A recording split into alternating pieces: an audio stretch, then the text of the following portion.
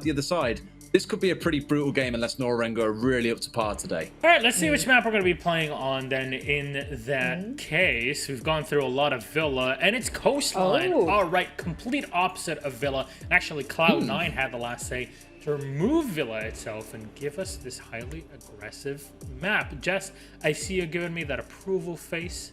Yeah. Let's go. Yeah, good choice. I mean, Jess approves. The only team Nora's beat on Coastline is Scars. And does that say much? Probably not.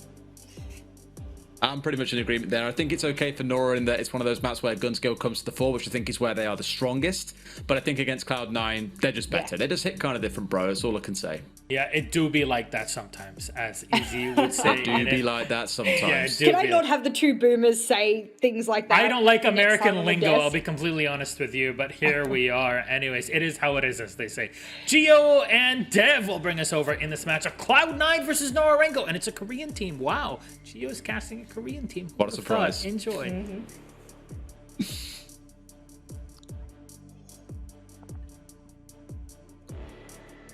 You're mute here. That's all right. People can just stand there and we can do some ASMR. I'm drinking coffee at the moment. There's just some... Even muted. This is just the annoying program sometimes just does it on its own. Either way, we don't pick the games. I didn't pick this game. Stop bullying me for casting Korean games. Dev, this is going to be a pretty exciting game. As they said on the desk, Nora-Rengo are really going to have to show up in this game. And Cloud9, who so closely came to a loss on their last game and just clinched it out at the end in overtime, well, they've got a lot to fight for to put their pride back on the line. And check it out, Nora-Rengo, 48% on our social vote. That is a huge task coming up against the major champions here in Cloud9 and one of the biggest organizations in esports. Nora-Rengo definitely have a strong fan base behind them, and they have returned to form here in Stage 2, looking much stronger, even though they've only managed to get one map victory thus far. And on top of that, they're playing without their captain, Meryu, with Ramu subbing back in. This is definitely going to be a tough fight here for the Japanese, but I think they can definitely they can definitely take a shot here. Cloud9 on Coastline in the past, we've seen some good things, we've seen some rough things. They had that insane 7-round comeback against Fnatic in Stage 1, if you recall. But they haven't played it in Stage 2. Played it 3 times in Stage 1. Won it against Fnatic in Q Confirm, lost it against Xavier. Here we go. This is what we like to see. We've casted so much Coastline over the last few days, and I've just been so vocal about, in my opinion, how strong Ace is on Coastline, particularly for destroying that Hookah bomb site. So I think that's a great ban there from Nora-Rengo. It's definitely going to make Hookah much more defendable. It also shakes things up as well, because when these teams have played on here before, Nora-Rengo have banned Monty and Mirror against Scars. Though this is an entirely different story with Ace and Clash. And typically Cloud9, they've gone for Lion and Vigil as a couple a few times. They've gone for Nomad and Valkyrie when they played against Fnatic. But already Jackal is up on the board, and he's going to be joined by Maestro. It's funny, I feel like these are Papilia counter bans, and I'd have to dive into the stats here, but it's funny, Papilia is a player that I've talked about quite a lot for Nora-Rengo recently, a player that really, really struggled in Stage 1s. I'm going to bring up the stats right now, bottom of the rankings for Nora-Rengo, 0.86 rating, really low overall KD and entry KD, just really struggled as a player overall. Moving into Stage 2, the player turned up a lot better. Papilia was doing a bit better, but still with that main roster with Meryu, still struggled. Ramu subbing in for Meryu, Papilia has stepped back into those more fragging shoes a bit and does really like to play both the Maestro and the Jackal. So I think those are good bans here from Cloud9, not just as direct counter bans to try and put Papilia into a weaker position, but also in general, it just means that they can roam much more, no Jackal to worry about, and it also means that they can execute much more safely without the Maestro there to look through any smokes that they might be bringing to the table. I was going to note how Cloud9... Oh, no. That's so unfortunate. Oh, no. Where even was that? Oh, no. It was a bug. He spawned inside. Yeah, he would have spawned underneath the floorboard and fell through the map. So we might get that rehosted. You can see they're trying to call it. I don't know the admin decision process for this. Yeah, but they're letting it. They're letting it. So the observer has confirmed it. There you go. Well, what I can do is still talk about the operator lineup in the meanwhile. Static. Yeah, stop it, mate. That's not what we're about here. You wanted some kills, man. Bragging out. All right, guys. So really good start to that round. Cloud9 with a 4 through the floor and 2 team kills. Absolutely popping off right now. Yeah, not quite the start to the game that they expected. One of the things that I was going to note, however, is Nora-Rengo decided to bring along Lion, which is, as I mentioned at the start, an operator that Cloud9 really like to ban. And the thing that was notable to me is I was wondering, you know, how effective is it going to be? Because originally Cloud9 looked like they were going to bring 4 shields along, and that's still quite a hard minefield to traverse, along with the Banshees too, despite whether or not you know where your opponents are situated. But then they 6-picked off of Goyo and put themselves onto the Valkyrie, providing some more information. But even so, it could still be not quite as effective, I think, for Nora-Rengo as it otherwise could be if the defender lineup was something different. I don't know, what are your thoughts on that?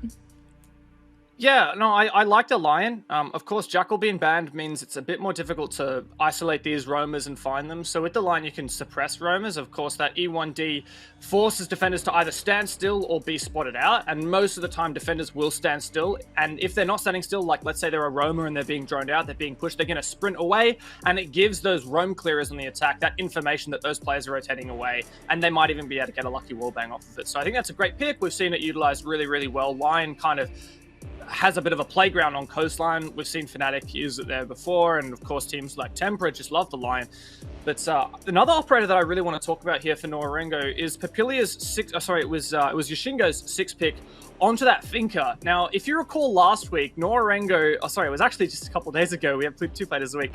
Yoshingo played Finker every single round against Giants themselves. He had a 1.33 rating, miles above the next person on his team at 0.89. Had a 1.08 KPR, like 2-0 entry KDs. He just went absolutely nuts on that Finker. It's not an operator that we typically see from Japanese teams, more so we would expect that out of the Thai teams, you could confirm and Xavier, but it's something that Yoshingo has clearly been practicing with and doing so well.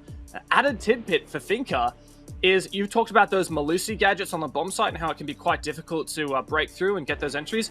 Finker effectively hard counters Malusi. While you have that Adrenal Surge active, operators can walk through the Malusi Banshees without any kind of speed debuff. Yes, the Banshee will still make noise, the defenders know that you're there, and the attacker still can't sprint, but let's be honest, if you're just swinging into the bomb site or you're pushing up the blue stairs to try and like flank, you don't need to be able to sprint. You're probably going to be aiming down sights anyway. So I think that Finker is a really creative operator choice here, and Ishingo has proven he can frag on it. Yeah, I mean, it could be something that turns out to be very fruitful for the attacking team, and that's what we need for Nora-Rengo, who have definitely shown real glimmers of hope and you know, good play, especially Yoshingo, who was highlighted at the start, has been fairly consistent for the team, but Cloud9 as a team have been fairly consistent. So whatever you can get over to counter the defensive lineup is a real huge one. And now we're back in the game. Obviously, we have to return to the same bomb site, use the same operators, have the same 6 picks, all of that jazz, so that everything is... the integrity is remained intact, and there you go. There's the Finker you spoke about and the Valkyrie I mentioned before. That said, you know, despite that 6 pick still being there, these teams could be watching the VOD on a 3-minute delay. I'm pretty sure there's no rule against that, and I'd have to be corrected by the admins if I'm wrong there. But of course, it's been about 3 minutes since that first round went and you know, passed. So the teams could have watched that and seen the 6 picks. So I don't think it's I think the element of surprise is lost, basically, is what I'm getting at, right? So Nora-Rengo should probably know that Cloud9 are bringing a Valkyrie. C9 should probably know that Yoshingo has switched onto the Finker.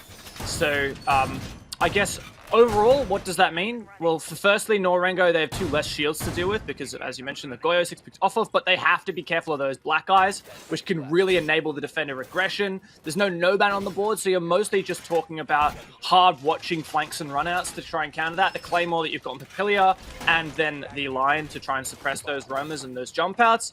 And on the flip side of that, Cloud9, there's no real interaction they can do to hard counter the Finker. I guess you could say it was that smoke. Oh, I didn't even notice this before. Cloud9 are doing this beautiful hard hold in Aqua. This is something you very, very rarely see. A shield on the reinforced hatch, and it's the Wamai. this is going to be really hard for Nora-Rengo to displace. I love that you can just hear the excitement in your voice. Actually, the Lucy gets spotted out from below as well. And Nova's position downstairs, not only just playing the classic roam that you do see here on Coastline, it also means that if anyone does try to aggress onto MV Taylor, he's still in a position where he can deal with any of those attackers who may come a knocking. Good knock. 3 roamers. Harper. Back to site. Hillier very much droning out Sunrise and Soulboy to keep their keen eyes on this ground floor. That's where Nora-Rengo's first put at risk is 4 players downstairs. And now they just wait. Still, once again, we mentioned a lot of the point of bringing the Lion is to displace the roamers. That's going to keep Nova very much on his toes as he starts to return closer to the site. And Soulboy down below on the buck starts to open up the ceiling. Good lord. And, you know, the floor, the wall, the door, the window, whatever it may be, it is the ceiling of blue. One player's ceiling is another player's floor, right? And that's the whole idea of vertical play. You know, the ceiling in Blue Bar is the floor of pool, and that's exactly what Soulboy is trying to do here with the buck. At the moment, mincing up the floor of Hookah, and that's displacing anyone who plays in that position near the B bomb. As you can see, Nora-Rengo have done a successful job of flushing out those players, and Cloud9 have retreated back to Vars.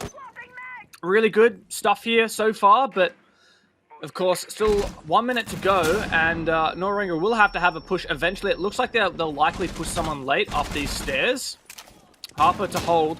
The defender holding these stairs always has the advantage in this gunfight, but there's a chance here that Nora-Rengo could win it, especially with that R4C. It's the perfect operator.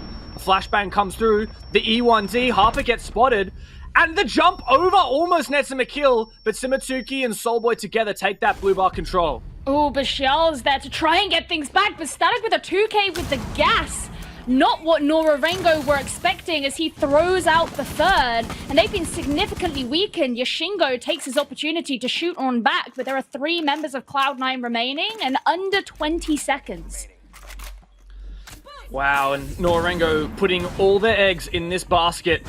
Yashingo trying to push forward, he gets spotted out from the hallway position, and Envy Taylor cleans up both of the final kills for Cloud9.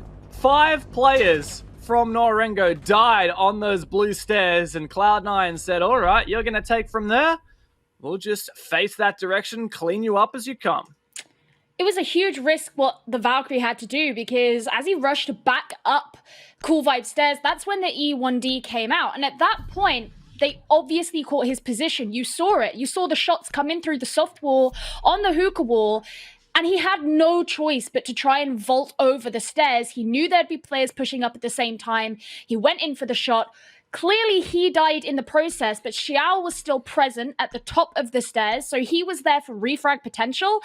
But I don't think anyone expected Static to then come in with the 2K with the gases. That was so impactful there, and people often kind of just offhandedly mention, oh, Finker is, you know, cool and all, not necessarily always super impactful, but she can be countered by that gas, and that conversation kind of slipped to the wayside because people are like, well, how often are you really going to get gas while Finker boosted? Now, I've got the clip right now on my laptop. Simatuki took a lot of damage from Harper, but eventually got that kill. Now, him and Soulboy were pushing up the blue stairs. Simatuki low HP, but Soulboy was full HP and Finker boosted. And that meant that gas chewed through him in about 1 second. The extra damage that gas dealt onto him was just so pivotal there and really shut down the Nora-Rengo push up the blue stairs. So a cool idea there, but Static being allowed to play and gas that up really just spelled death for Nora. It was a perfect read from Static, but also a real big sign of weakness in Nora-Rengo's approach, where a lot of teams, you'll see them attack from the other side of the map. They'll come in through the east, they'll clear out the top 4 before heading over laterally, but instead they went to commit to the staircase and it flew back in their face. So Cloud9, now they're going downstairs into the kitchen, and this too also generally requires a top floor clear, a lot of vertical play. They're going to get caught out in a similar situation as once again they have brought the Finker. Does very much look like this top-down push, as you mentioned. They've definitely got good util for it. I don't know if they've brought any breaching charges on Ramu or Papilia. I guess not. Oh, there is breaches on Ramu, but Soulboy with the skeleton key should be the primary operator to mince up this floor once they take this control. And indeed, they have cleared a lot of this top floor. There's still 2 players around VIP. That wall on 90 being reinforced means Soulboy can't take quite the angle he wants. He does a lot of damage, though, nonetheless. 2 C9 players still upstairs. But how long before they retreat? His position's very much going to be broadcasted. There's the attempt at the jump out, and it actually does work, but Harper finds himself going down to Papilia in return.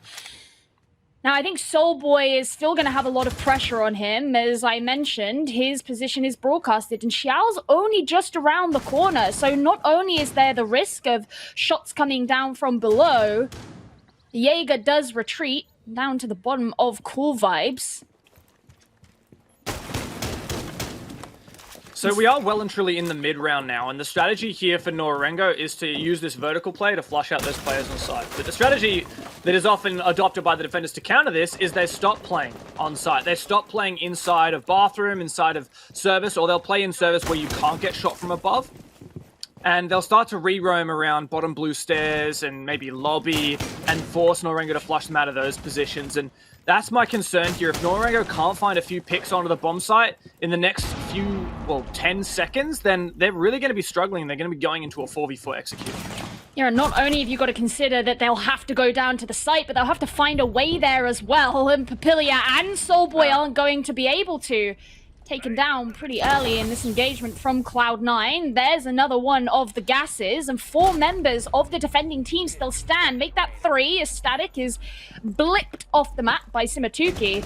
They still have to find a way into the site. Moving in through bathroom could funnel them. There's a kill onto Ramu, but Xiao's found himself dead as well. Just a 1 versus 2, but Simatuki doesn't survive it. Cloud9 take a second round. A great crossfire by those 2 Cloud9 players right at the end of the round, maintained that position so that Simatuki was just not able to get a clutch up. And pretty good roam from Cloud9 despite losing that player and losing that penthouse control. And it was penthouse, theater, top white, etc. that they lost with about half the round gone. But of course they did find 1 player with it, thanks to Static's ridiculous jump out of the top white window, taking down Yashingo, who is that impact player for Nora-Rengo. He's all reliable, Mr. Consistent, just always at the top of the scoreboard of the ratings for Nora-Rengo, despite not always being on an entry role. Very flexible player, really. Yashingo is an apt name for him, but losing him right at the start was definitely a struggle, I think, for Nora-Rengo. And it meant that even though they had that top floor control, they had a numbers equalized. It was 4v4. And they were unable to convert any kills onto the bomb site in the mid-round. We saw Soulboy get taken out on site, just losing a 1v1 to, I believe it was either Nova or Harper with the SMG-11. And yeah, that really stung for Nora-Rengo, and they really struggled to convert that. I think also it's kind of uncharacteristic of Cloud9 to not lean too heavily into the roam. We saw Shal retreat down towards the site relatively early, rather than trying to retake that control upstairs that you did mention before. Now, this time, Cloud9 have opted to commit to the Goyo instead of 6-picking off of him, and they've placed one of the Vulcan shields up at the top of Cool Vibes, and there is one also in Office as well. So those are going to close off, or at least make harder, 2 of the avenues of ingress that the attackers could take, while the Wamai shield is present on what you like to call Pengu spot, right by the mudroom door. But no wall denial. Yeah, and that does mean that potentially, well, no, never mind, there's no hard breach, so you don't need wall denial if Nora-Rengo aren't bringing a hard breach. They haven't this entire time. They're always sticking that same loadout. You could have brought the Hibana, still a decent pick here on Coast, but what is this? Kitchen push, and Static's going to be the first player to receive. Shingo boosts up, looking for the angle through the bullet holes. He spots him out. Simatuki to clean house. Papilia goes down elsewhere, though. Nora-Rengo, can they save their teammate? A Finker boost here would actually just automatically revive Papilia, but not with much HP. Looks like he withstood just then. Got 5 HP back. Must have been injured outside lobby, and, well, Pretty good early start there for Nora. 5v4 and a little bit of ground taken on the east side of the bottom floor. I think Harper's been droned out as well, and Ramu looks positioned to move in through CCTV if that's the direction he decides to go. And you can tell immediately that Harper's very aware of the presence over towards the east side. He throws out one of the magnets to protect himself from any incoming projectiles, but it does mean he has to keep in mind that angle. While Simatuki looks like he's going to be coming round towards the south side of the map and can maybe catch him out from another angle, but Xiao says no. Moves out from Aqua and ensures that that threat is dealt with. Lovely Cloud9 charm there on the G2 Jaeger 416. Oh, another beautiful shot there, this time from Harper. A long angle with the AUG. Ramu sits back down, being ingressed from office, though. A very fast push. Great job there from Soulboy. Skeleton Key to open up the door quickly. Still plenty of rounds in the C8. Now, well, it looks like Nora-Rengo have realized maybe we can go here for a blue push, but this is a very difficult bomb site to execute on. There are so many ways the plan can be denied, but Soulboy's just going to try it out. Does he even know Envy Taylor is there? He's going to hop up, but he gets taken straight down. Xiao ready to get rid of Yashingo and a Claymore kill onto Xiao, but it doesn't matter. The diffuser's already gone. Nova is virtually on his own as Envy Taylor continues to bleed out. He's in a very difficult position due to where the diffuser has been planted. Papilia was ready for it. Nora-Rengo take their first round. Wow, I love that. Really, just lightning fast decision making from, in particular, Soulboy. He was on the forefront of that. He bucked down that office door and made the entry, took that 1v1. He was confident and he made it happen.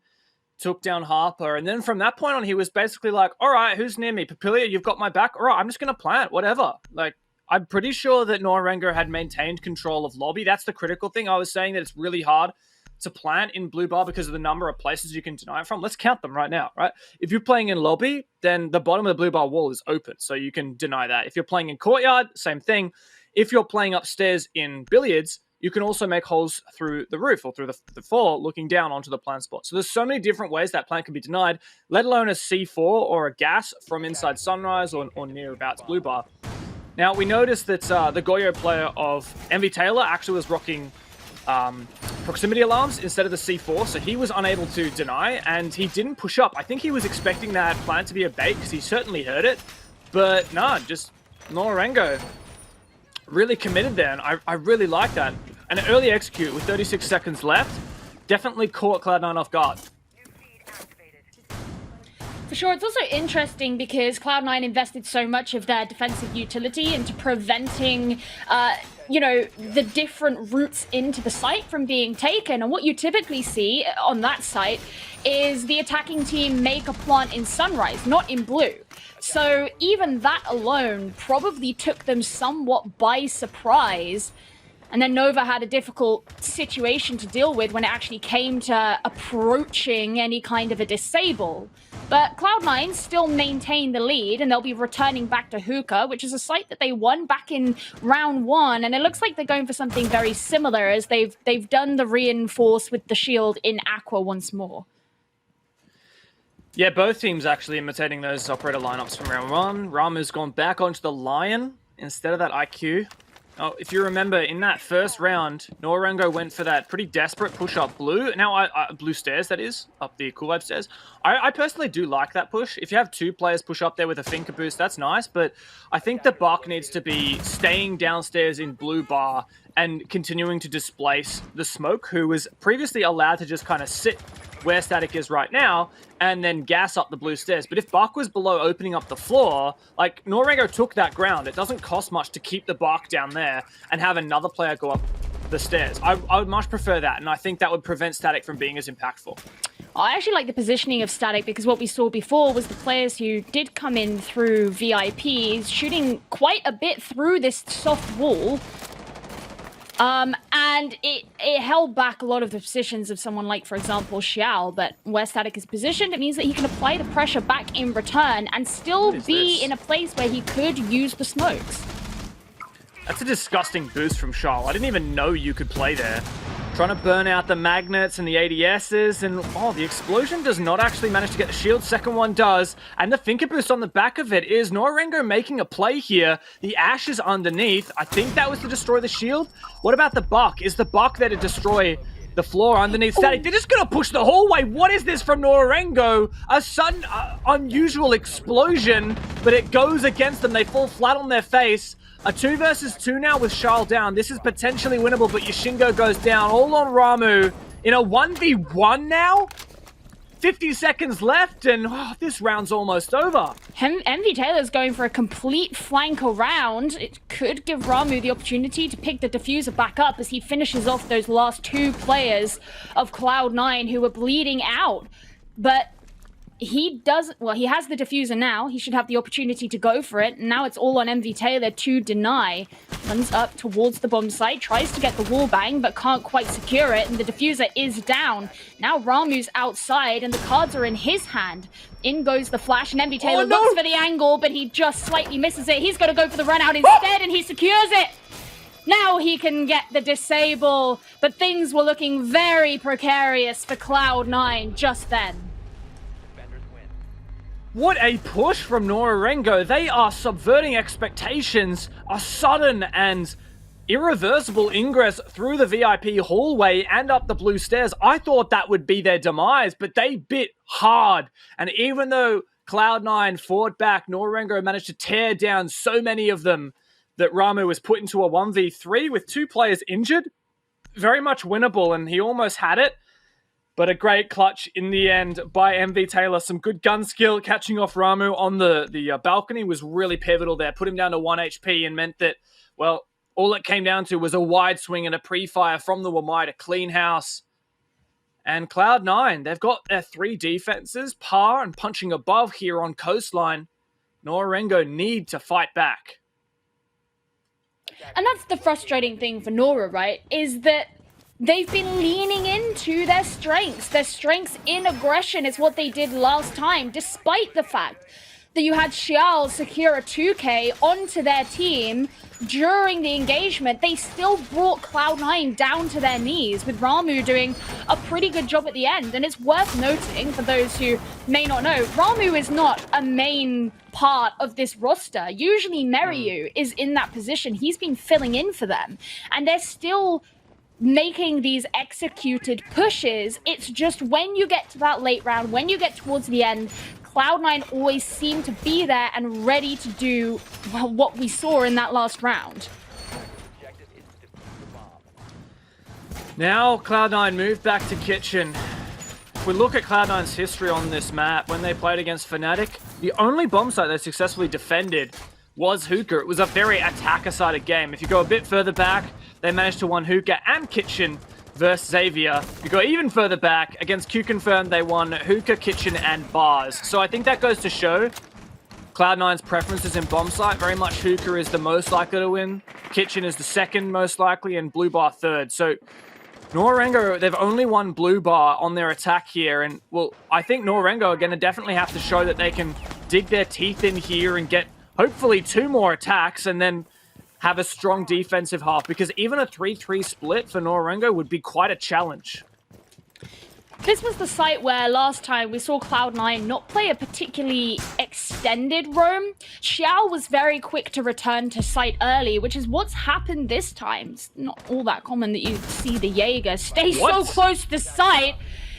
But this time, it's good job he was there as he brings down Simatuki, and now the diffuser is left lying in service. Yashingo, he gets MV Taylor, and now he's cooking the nade, ready to throw that one in, and it's a constant backwards and forwards between these 2 teams as Nora-Rengo continue to be aggressive, but Xiao's just ready. He misses that last shot, and now he's bleeding out. Nora-Rengo still have a chance, but it's not in an advantageous position. Yashingo's going to be making the peak, and he's so low on HP. He gets the kill onto Xiao. Now he's just got to jump through, but there was a crossfire ready. Cloud9 take the round, but probably didn't expect Nora-Rengo's push. I didn't expect it. Honestly, what is this from Nora-Rengo? This is very uncharacteristic, in my opinion. I know a lot of people in the past have said Nora-Rengo, they've got good gun skill, but they're lacking on strategy.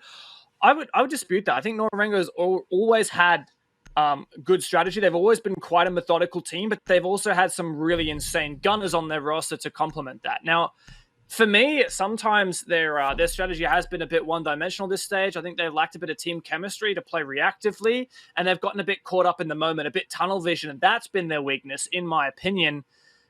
They have completely flipped their playstyle on its head in this week. So it's not just this game right here, but also their game last week against Giants. They're just playing super aggro. They're just brute forcing something. Even if they don't have much map control, they're just going to take the easiest point of ingress, or not even the easiest, just the most obvious point of ingress, even if it's not easy, and full send it. We've seen it be successful in some occasions. For example, when Soulboy attacked Blue Bar in the previous the time that they attacked this bomb site, got the plant down, but it also falls flat in its face very often as well. It's funny because the last time these two teams played against each other was all the way back in Pro League Season 10 APAC. And Nora-Rengo won that series. It was a best of 3. Cloud9 took Bank. Remember Bank? Nope. No, yeah, me neither. Nora-Rengo took Club and Cafe. So they haven't even played on this map against one another before. But it's interesting to me how the tides have turned and how things have changed up in terms of the dominance being exhibited by these two teams. So Cloud9 go back to Blue Bar, their weakest bomb site of their 3 main bomb site choices. And Soulboy actually finds the first kill. That's a really big one. He went large.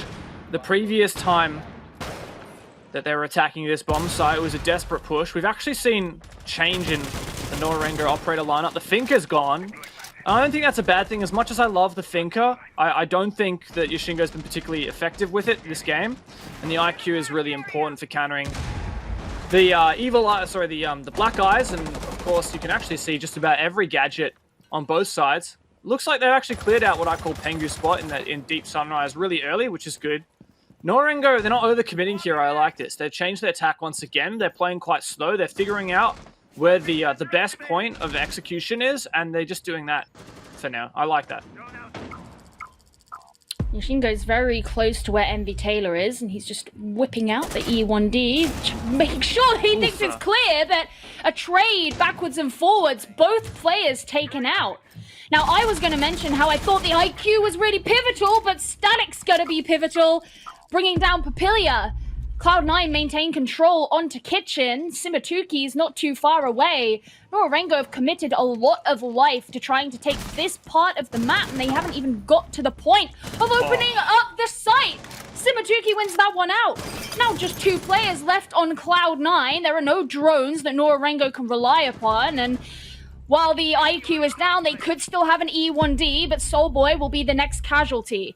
Harper just holding through the line of sight that they've opened in Sunrise, and he'll take some damage as he moves over into Office. He secures the kill, and that's the diffuser down. He can now watch onto that as he throws out a magnet. Once again, Ramu left on his own. This is a very messy attempt at a gunfight. He knows that he's down over, and he finishes off the job. But now he's in a 1v1 versus Harper. He just gets him straight through the wall. He didn't even need to hunt him out. What a great take from Nora-Rengo, who once again went very aggressive, and this time it paid off. That is a disgusting shot there. You miss every single shot you do not take. Ramu has stepped up massively. That is his second clutch, and admittedly he lost the first one, but came in and sealed the deal when he needed to. A 2-4-half for Nora-Rengo is far from ideal, but it is still possible here.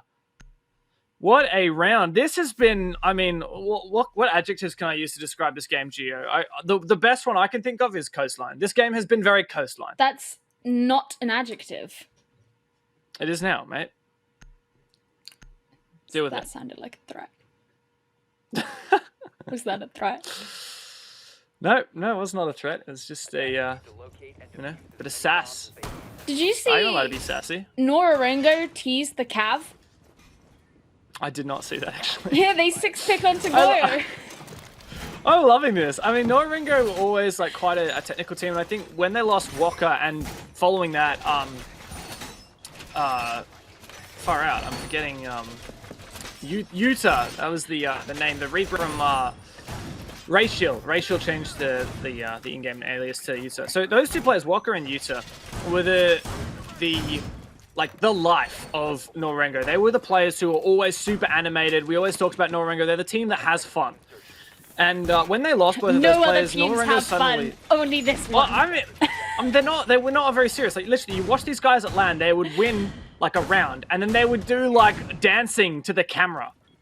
Like, they were just there for, you know, S and gigs, is what we say. And I think that kind of went away. And that was the thing that I always was really sad about for Nora-Rengo. Not only that they stopped being as good, but they stopped having that real, just liveliness. Lust for life. Yeah, and I mean, I think that they've got that back today. I don't know what it is. I don't know if it's Ramu who's like maybe helping that, but like teasing the Cav, playing the Finker, absolutely no F's given in some of these attacks. I love it, even if it's not always working. But that's the thing. There have been times where it has been. Note that last round. It's definitely fun. I think they know that Cloud9 is a very difficult opponent, and it's not that Nora-Rengo are throwing caution to the wind. They certainly are, but you know, playing the right game. But I think they're just saying, look, let's focus on our game. Forget about the fact that we're going up against Cloud9, the champion of this region, and we'll just go from there. And yeah, it hasn't worked out all the time, but sometimes it has. I like this lineup here for Cloud9. The Dockerby and the Lion. I don't know how many calls. Oh, as I say that, one Logic Bomb does go out. I don't know how many are remaining, but Cloud9 have maintained control of the top floor on the east side. Now Nova and Static clearing out. Very much a roam clear here. They've basically cleared the entire map, with the exception of the bomb site. Soulboy here in Aqua doing the same kind of open hold. Wow, that was absolutely perfection. Oh, brutal from Cloud9, who can just now take even more control, using to their advantage those two operators that they really like to ban out. Yashingo gets a kill back onto Xiao, but even so, Nora-Rengo are looking significantly weakened as Cloud9 move in towards them. Static is right below, and Envy Taylor isn't far away either. Harper, present in Aqua, he can just hold onto this angle should anyone try to move behind the bar. It's just all support from all angles right now on Cloud9. But okay, Yashingo gets the kill onto Envy Taylor. He's traded out by Static, and Harper adds on to the casualties. Now it's just Papilia. He's getting stunned, and he shouldn't take too long before he finds himself dead either. There's the kill from Static. Cloud9 take their first attacking round. What a beautiful, methodical early and mid round, and it all kicked into action when Cloud9 cleared out Aqua. They had initially taking control of the second floor, Master across. They basically took the half of the top floor control. Then they rotated downstairs. They've got the air jabs to prevent the defenders from retaking map control. They go downstairs, basically take control of the entire first floor. They start using the Ash charges through the floor. The first one to destroy that Goyo shield in tandem with Harper watching for that rotate. It absolutely destroyed the player in Aqua of Soulboy. Then following on from that point, the Ash was still downstairs and ready to keep picks. Sorry, misused 6? I'm confused. He picked Echo, who is, that's a big no-no right now. Yeah. I was wondering what your reaction was. It's very distracting. I'm sorry. Basically, the TLDR, Cloud9, super methodical. They took map control, they picked apart some of the setups, in particular the Aqua setup, and then they just went full send, and that was so good. Like, they perfectly countered the Nora-Rengo hold on the bomb side, so just absolutely loved it. And Cloud9 are bringing the exact same lineup once again. I mean, if it ain't broke, don't fix it. As you so astutely mentioned, it's very versatile, and it works very much into what Cloud9 like to do. They've always been a big fan of these kinds of operators that can give you extra information on the location of the defenders, but not just that, it isolates them. It prevents them from making the kind of movements or rotations that they otherwise would be able to do. And pair that with a Nomad, then you're really limiting the kinds of movements and rotations they can do. And basically, you just imprison Nora-Rengo in their own positions. You can move in, you can swarm them, and you can kill them. And that's what Cloud9 have always liked to do. all the way into the trenches of history. So they've decided, well, we have the opportunity, let's do it once again. And it looks like Nora-Rengo are going to be playing somewhat more off the site, as they have to defend kind of vertically, but they could find themselves victims of Cloud9 once again. Nora are playing really loose on their defense here. Like, look at this. Yoshingo is just like, he's not really playing a position. He is playing around. Ramu was the same. He was just lurking in lobby, and he's taken out early. Right on the back of it, the E1D, Papilia would have been spotted out from that, and that's a great way to suppress those refrags. Where on earth did that kill come from? Maybe even from the roof, and Nora-Rengo, still 3 of these little rats running around the map, and it's only a matter of time before Cloud9 picks them apart. That's so rude. Oh, Papilia. He saw one of those players run across, but not quite able to secure himself the kill. I think it's interesting that so much of Cloud9's attention is over towards the west side of the map, which isn't quite as usual. I mean, you do see Sunrise takes, but no one really from Cloud9 has attempted to go in through Penthouse and Theatre, at least it looks like right now, which is where Nora-Rengo were particularly situated and ready to deal with. Yeah, looks like Cloud9 going for a west across take, going for a Sunrise execute into kitchen, and this is the execute right here. A lot of time remaining, but they lose the opening engagement. Simatuki, no rounds left in the magazine. Harper cleans him up, and well, Nora-Rengo in a 3 versus 4. That air jab's going to restrict Soulboy's options, and now he's taken down. Yoshingo, the last one remaining, spotted out from the E1D, and he's got to find 4 players. He doesn't even get the first one. Cloud9 explode at the 1 minute mark and take apart Nora-Rengo. There were just no options for Nora-Rengo at the end. They tried to fight back on the site as Cloud9 moved in. When those 1v1s didn't work out, at that point, there was always a logic bomb or an E1D that was going off. And I felt really bad for Yoshingo at the end there, who was just stuck knowing that there were all of these attackers surrounding him who knew exactly where he was. And it goes back to what I was saying before the round started. That's exactly how Cloud9 like to play. And now they find themselves on match point against the team who, the last time they played against each other, even though it was basically a year ago now, put them in the dirt. Yeah, well, Cloud9 is certainly putting Nora-Rengo in the dirt right now. It's just been such a one-sided game.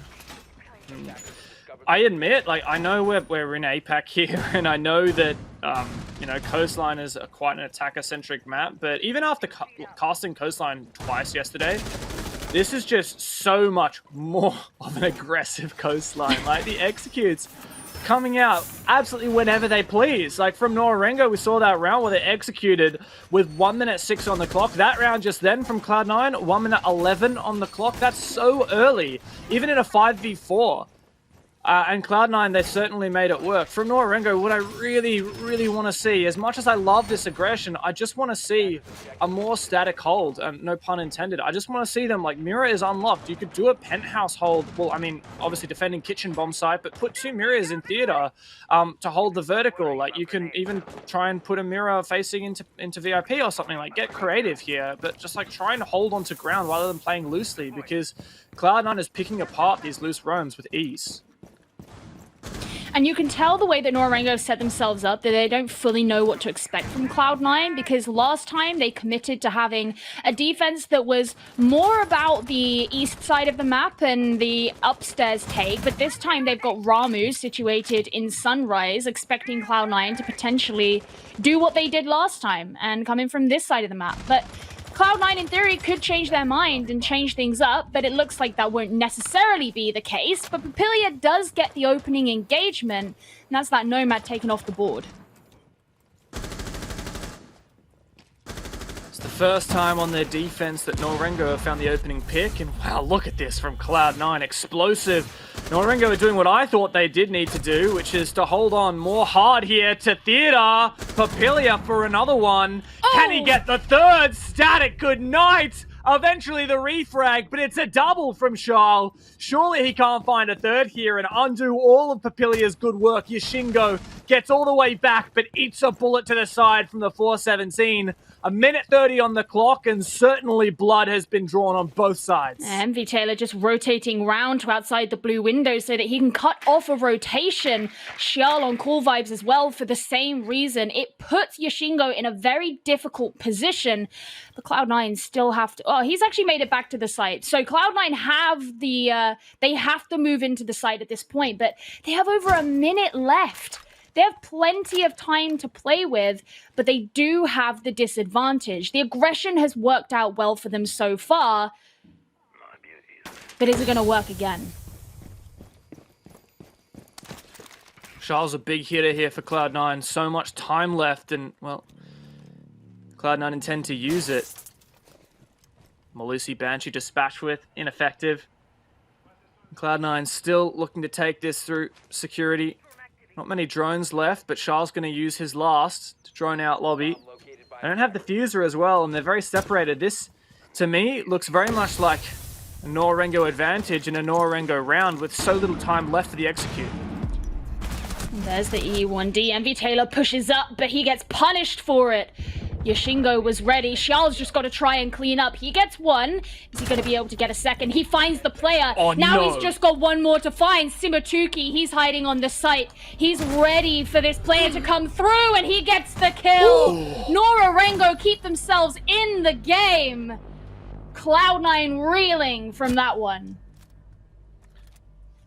But that was inches away from Charles coming in with an ace. And a 1 versus 2 clutch. Such a narrow margin for Nora-Rengo to win that round. But they get the job done.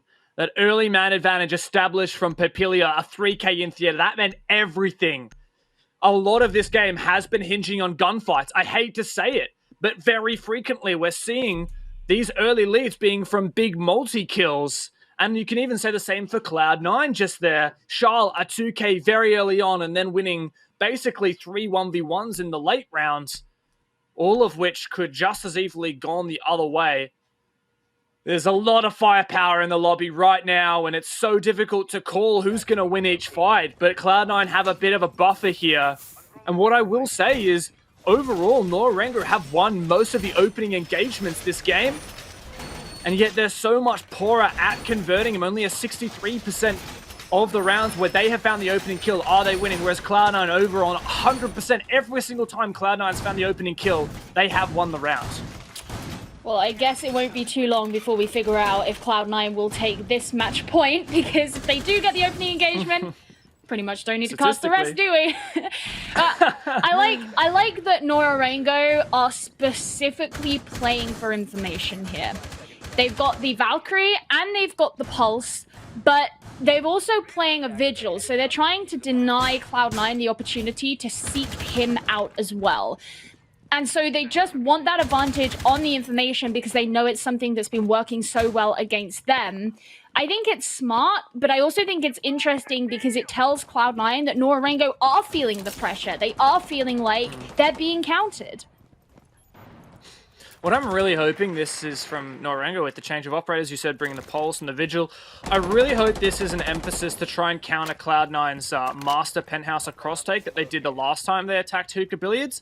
Because if Nora-Rengo roam underneath with the C4s, they could potentially get that opening frag and stall out those players. Soulboy also, even downstairs with his ERC-7 disruptor, the Vigil, that can make the droning a bit more difficult. Papilia's actually found himself in an early gunfight, taking a bit of damage.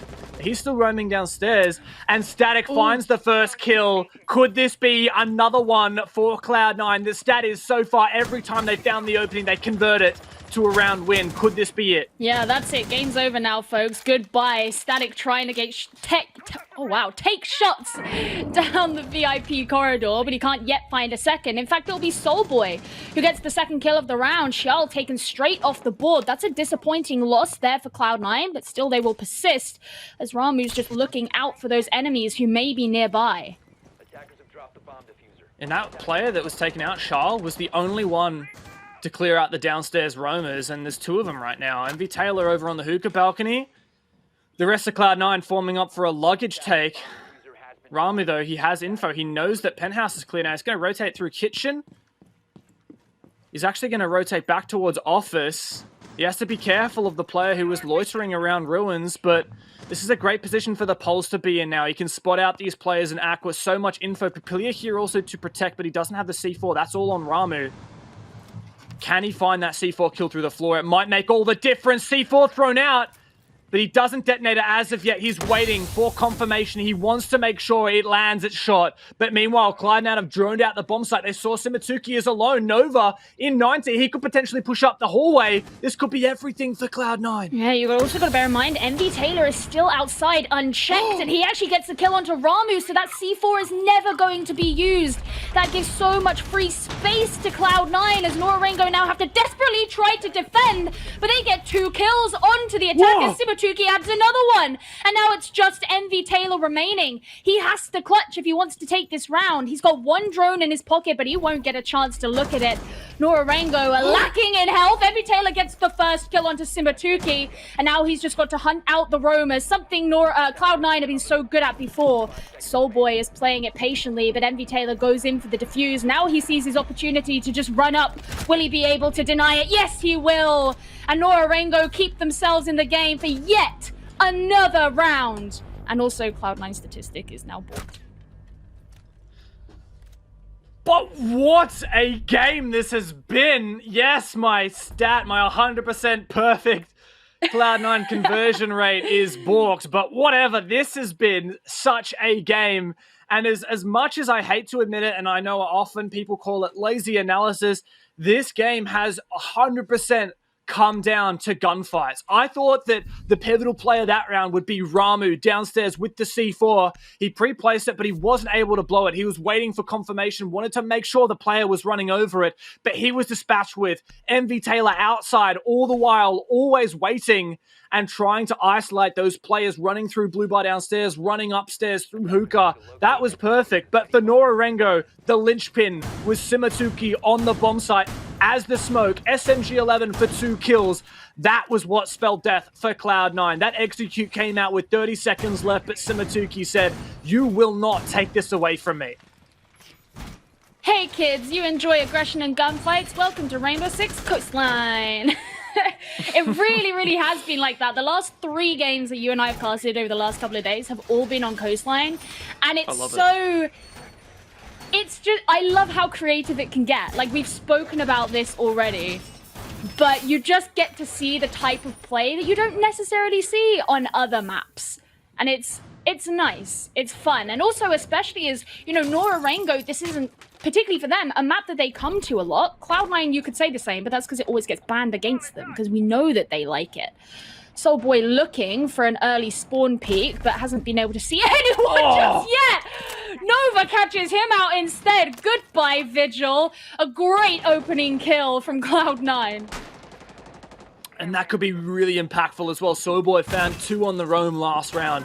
That was everything. Oh, that was the drone that got Soulboy killed. I don't know whether they he had his ERC7 active, but even if Cloud9 couldn't see the Vigil, they would have gotten the signals and thought, okay, I see the breach on that window. He's probably spawn peeking there.